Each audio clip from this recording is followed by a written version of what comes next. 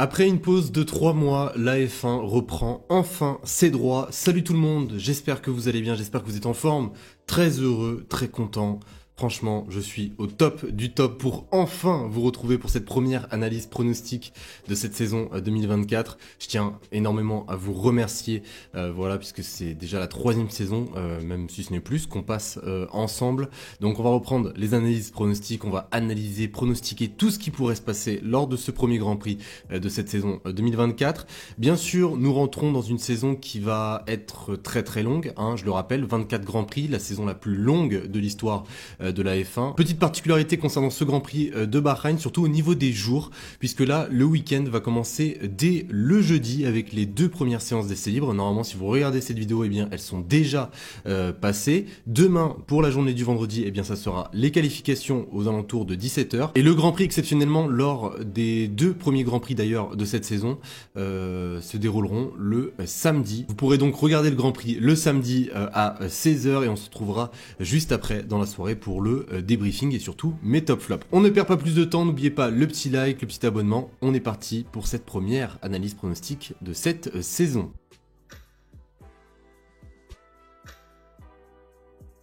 Commençons quand même par faire un petit point de ce tracé de Bahreïn, hein, puisque je n'ai même pas abordé le tracé, enfin ça fait extrêmement longtemps que je ne vous ai pas parlé de ce tracé de Bahreïn, même pendant les essais de pré-saison, je n'ai pas eu forcément, je vous ai donné quelques petits détails, mais franchement il y a énormément de choses à dire, et attention puisqu'il y a quand même certains pièges sur ce tracé qu'il va falloir éviter. Déjà, ce tracé, il détruit les pneus sur tous les points. Il y a un asphalte qui est quand même très très agressif, donc il va falloir faire attention pour les écuries à la dégradation des pneumatiques. Le pneu le plus touché sera sans aucun doute le pneu arrière gauche, on a déjà pu le constater lors des essais de pré-saison. Il va falloir faire attention également aux températures très très élevées du côté de Bahreïn, sans compter le vent qui pourrait créer des turbulences au niveau de certaines monoplaces. De toute manière, les monoplaces qui vont le mieux s'en sortir, ce seront probablement celles qui seront le moins touchées par le vent et par la dégradation des pneumatiques. Maintenant, si je vous parle du tracé en lui-même, le premier secteur est extrêmement important, notamment en qualification. Tu loupes le premier secteur, t'es mort, c'est fini, tu pourras pas rattraper ce tour. Un gros freinage au virage 1 suivi du virage 2 et 3, va falloir faire gaffe à la réaccélération. On arrive au virage 4, attention à ne pas aller trop large, c'est déjà ça a déjà été le cas, on a pu le voir sur beaucoup de caméras embarquées lors des essais de pré-saison. Ce virage 4 risque d'être extrêmement scruté par les commissaires de course ce week-end. On en arrive à la succession de virages pour rentrer dans ce deuxième secteur 5, 6 et 7. Et encore une fois, succession rapide, l'appui est primordial pour enfin arriver à l'entrée du 3e secteur avec ce fameux virage 10, un virage qui est extrêmement difficile à négocier. Chaque année, on peut voir des pilotes bloqués à cet endroit. Il va falloir avoir la meilleure rotation possible et il faut que la voiture pivote. D'ailleurs, si on parle d'appui, eh bien, ne négligeons pas non plus la vitesse en ligne droite. Elle est extrêmement importante, surtout à Bahreïn, là où tous les dépassements se passent généralement sur la grande ligne droite de départ, arrivée avec la zone de DRS. Attention à ne pas mettre une charge trop élevée à l'arrière, ce qui pourrait réduire la vitesse en ligne droite.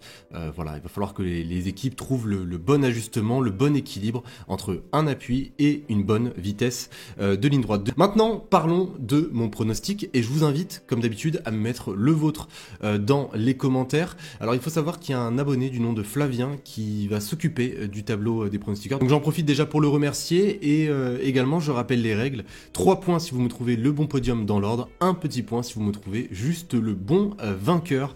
Donc n'hésitez pas, mettez votre pronostic. Moi je vais mettre le mien juste après avoir donné mon analyse sur certaines écuries.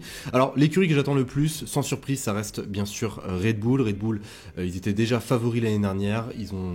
Max Verstappen a remporté le Grand Prix sans trop de difficultés. Bien sûr, ils sont favoris, mais pas seulement que pour cette raison. Ils sont favoris puisque, depuis de ce que j'ai pu voir dans les essais libres, eh bien, Max Verstappen reste quand même le plus rapide dans le deuxième secteur, surtout dans la succession de virages 5, 6 et 7. Il a une avance de 10 km/h par rapport à la concurrence. Une voiture qui peut également se permettre de charger un petit peu plus l'aileron arrière, donc au final plus d'appui, mais sans pour autant en perdre dans les lignes droites, puisque je le rappelle, cet RB20 a l'air d'avoir un avantage significatif grâce à son DRS.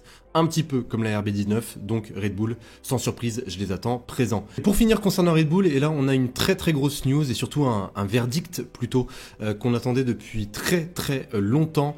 Christian Horner a officiellement été blanchi, il a été innocenté, puisque je le rappelle, Christian Horner était touché par une enquête indépendante de Red Bull, puisqu'une employée de Red Bull Racing avait tout simplement porté plainte contre Christian Horner pour comportement inapproprié. L'annonce de cette enquête avait déjà été faite le 5 février dernier et la firme autrichienne a toutefois déclaré plusieurs choses, comme quoi l'enquête avait été menée de manière équitable, rigoureuse et impartiale. Et pour finir, ils ont ajouté, et je vous les cite, « Le rapport d'enquête est confidentiel et contient des informations privées sur les parties et les tiers qui ont participer à l'enquête, c'est pourquoi nous ne ferons pas d'autres commentaires par respect pour toutes les personnes concernées. Red Bull continuera à s'efforcer de respecter les normes les plus élevées en matière d'environnement de travail. » Donc c'est désormais officiel, la place de Christian Horner n'est plus menacée chez Red Bull.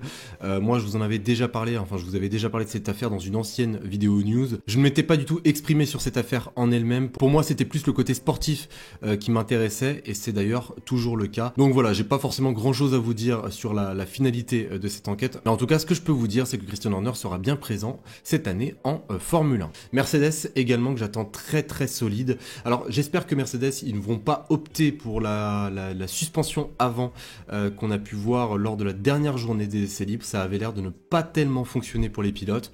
Maintenant, je les attends solides. Au niveau du comportement de la monoplace, ça a l'air d'aller, même si par moment, j'ai l'impression qu'elle a tendance à perdre un petit peu l'arrière. Au niveau du virage 10, au niveau du deuxième secteur, il va falloir faire quelques ajustements, mais j'ai confiance en Mercedes et je pense qu'ils vont faire un bon Grand Prix. Ferrari, maintenant, parlons quand même de Ferrari. Alors Ferrari, ça m'a l'air d'être l'une des monoplaces le moins touchées par le vent ce week-end. La dégradation sera primordiale pour le week-end de Ferrari en globalité. Là, ils partent sur une charge un petit peu moins élevée à l'arrière. Donc ils veulent vraiment, je pense, faire attention aux pneus arrière gauche qui risquent de poser certains soucis.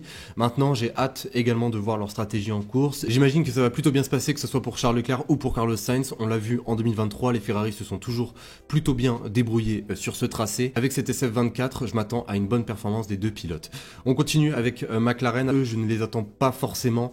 De toute façon, Lando Norris nous avait déjà signalé que ce tracé était très compliqué pour les McLaren. Énormément de virages lents, c'est pas non plus le point fort de McLaren. McLaren, ils pourront essayer de récupérer du temps, je pense, dans le deuxième secteur. Par contre, voilà, je ne m'attends pas à une énorme performance des McLaren. On sait tous que le package d'évolution qui va venir améliorer considérablement cette MCL 38 arrivera au Grand Prix du Japon.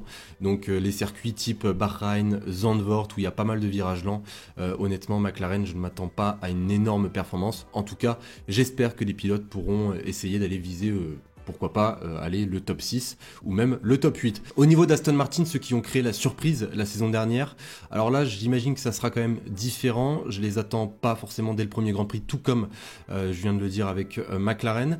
Maintenant terminons concernant Alpine.